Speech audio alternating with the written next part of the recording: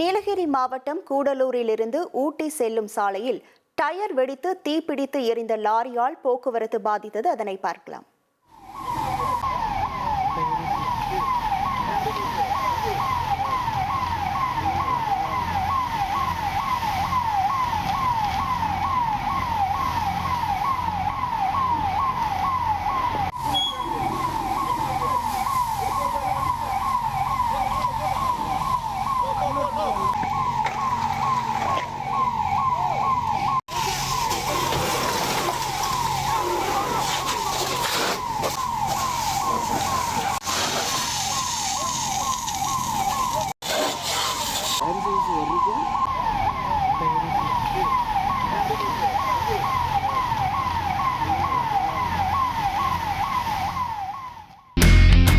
இனி செல்லும் இடமெல்லாம் செய்தி.